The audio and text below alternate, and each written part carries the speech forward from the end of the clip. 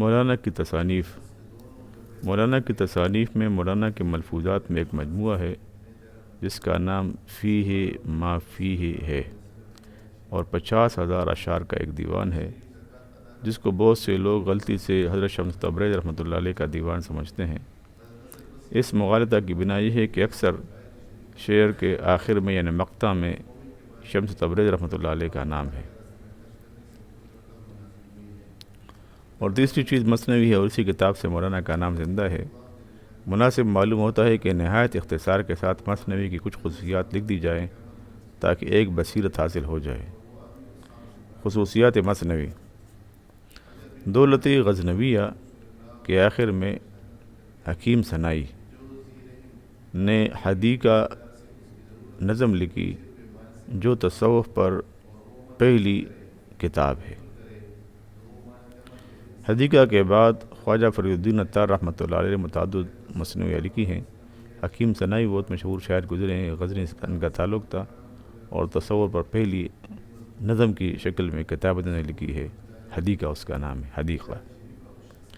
حدیقہ کے بعد خواجہ فرید الدین عطار رحمۃ اللہ علیہ نے متعدد مثنویاں لکھی جن میں سے منطق الطیر نے زیادہ شہرت حاصل کی۔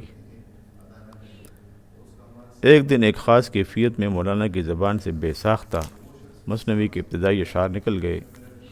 پھر حسام الدین چلپئی رحمۃ اللہ علیہ نے اصرار کیا کہ مثنوی پوری کی جائے۔ چنانچہ مولانا نے پورے 6 دفتر لکھ ڈالے، 6 والیوم لکھ ڈالے۔ اگرچہ درمیان تصنیف میں وقفے اور فاصلے پڑتے گئے، چنانچہ مثنوی میں بہت کثرت سے ایسے اشعار پائے جاتے ہیں جن سے مولانا حسام الدین چلپئی رحمۃ اللہ علیہ کا باعث تصنیف ہونا معلوم ہوتا ہے، یعنی انہوں نے ان کو کہا تھا کہ آپ لکھیں۔ بعض دفتروں میں مولانا نے تاخیر کے نہایت لطیف وجوہ بیان فرمائے ہیں۔ مثلا فرماتے ہیں کہ مدت ای مثنوی تاخیر شد، مہلت باعث تاخو شیر شد، کہ مثنوی میں کافی تاخیر ہو گئی اور اس وجہ سے ہوئی کہ خون دودھ بننے میں وقت لگتا ہے۔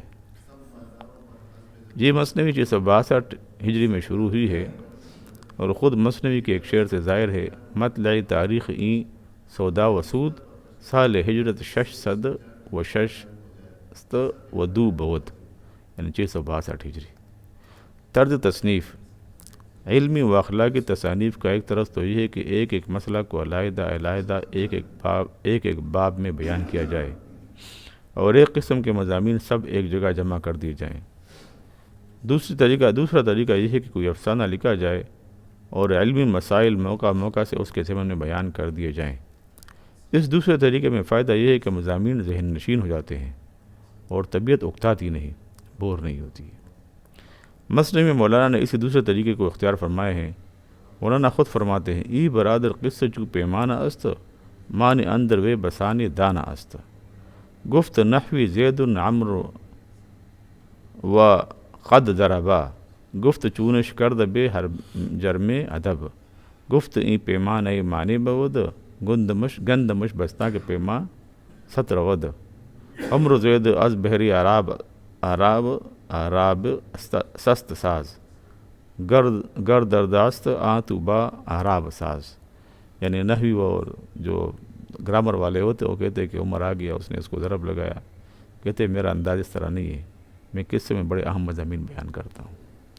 فارسی زبان میں جس قدر کتابیں اس فن پر لکھی گئی ہیں، کسی میں ایسے دقیق اور نازک مسائل اور راز نہیں ملتے جن کی مثنوی میں بہتات و کثرت ہے۔ مثنوی نہ صرف تصوف و اخلاق کی کتاب ہے بلکہ یہ عقائد اور کلام کی بھی بہترین تصنیف ہے۔ مسائل تصوف کے ہوں یا علم کلام کے، ان کو تمثیل اور تشبیہ سے اس طرح واضح اور ذہن نشین کیا ہے کہ ان کے انکار کی کوئی گنجائش باقی نہیں رہتی۔ پیچیدہ سے پیچیدہ مسئلہ کو اس صفائی اور ستھرائی سے سلجھا کر بیان فرمایا ہے کہ اس کے سمجھنے میں کوئی دشواری نہیں معلوم ہوتی۔ تصوف اور کلام کے مہمات مسائل میں سے یعنی اہم مسئلوں میں سے کوئی ایسا مسئلہ نہیں ہے جو نظر انداز ہو گیا ہو۔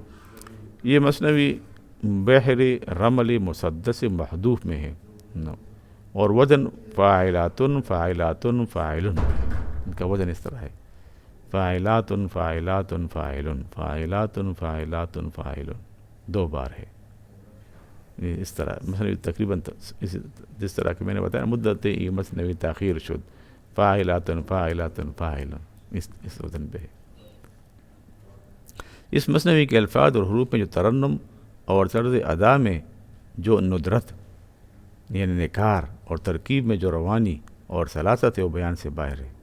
ان سب باتوں کے سوا جو روحانی برکت اور اثر وجدانی و ذوقی لذت ہے وہ تو ان تمام باتوں سے بالاتر ہے۔